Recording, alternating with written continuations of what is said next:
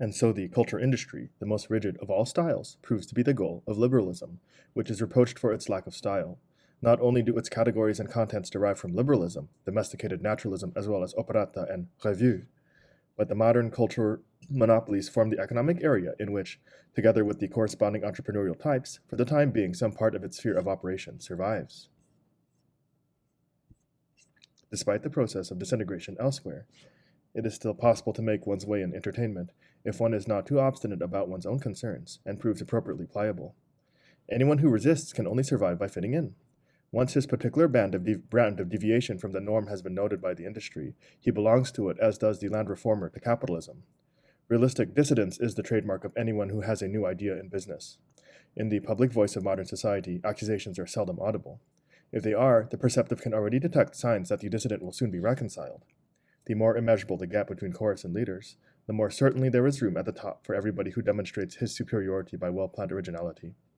Hence, in the culture industry too, the liberal tendency to give full scope to its able men survives. To do this for the efficient today is still the function of the market, which is otherwise proficiently controlled. As for the market's freedom, in the high period of art as elsewhere, it was freedom for the stupid to starve. Significantly, the system of the culture industry comes from the more liberal industrial nations, and all its characteristic media, such as movies, radio, jazz, and magazines, flourished there. Its progress, to be sure, had its origin in the general laws of capital. Gaumont and Patet, Ullstein and Hugenberg followed the international trend with some success. Europe's economic dependence on the United States after the war and inflation was a contributory factor. The belief that the barbarity of the culture industry is a result of cultural lag, of the fact that the American consciousness did not keep up with the fascist growth of technology, is quite wrong. It was pre-fascist Europe which did not keep up with the trend toward the culture monopoly. But it was this very lag which left intellect and creativity some degree of independence and enabled its last representatives to exist, however dismally. In Germany, the failure of democratic control to permeate life had led to a paradoxical situation. Many things were exempt from the market mechanism which had invaded the Western countries. The German educational system, universities, theaters with artistic standards, great orchestras, and museums enjoyed protection. The political powers, state and municipalities, which had inherited such institutions from absolutism, had left them with a measure of the freedom from the forces of power which dominates the market. Just as princes and feudal lords had done up to the 19th century. This strengthened art in this late phase against the verdict of supply and demand and increased its resistance far beyond the actual degree of protection. In the market itself, the tribute of equality for which no use had been found was turned into purchasing power. In this way, respectable literary and music publishers could help authors who yielded little more in the way of profit than the respect of the connoisseur. But what completely fettered the artist was the pressure and the accompanying drastic threats always to fit into business life as an aesthetic expert. Formerly, like Kant and Hume, they signed their letters, "Your most humble and obedient servant," and undermined the foundations of throne and altar.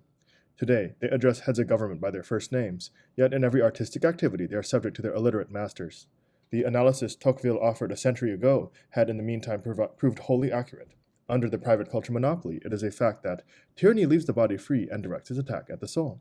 The ruler no longer says, "You must think as I do or die." He says, "You are not free to think as I do. Your life, your property, everything shall remain yours.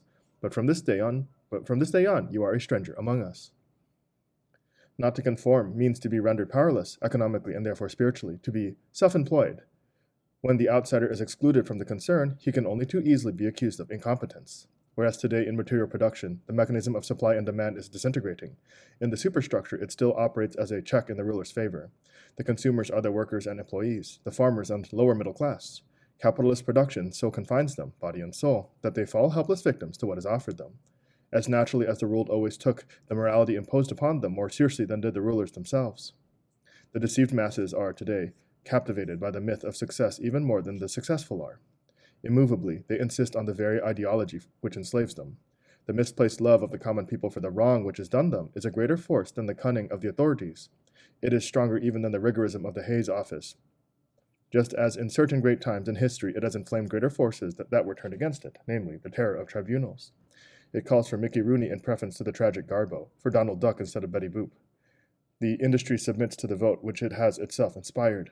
What is a loss for the firm which cannot fully exploit a contract with a declining star is a legitimate expense for the system as a whole.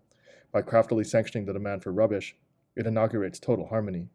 The connoisseur and the expert are despised for their pretentious claim to know better than the others, even though culture is democratic and distributes its privileges to all.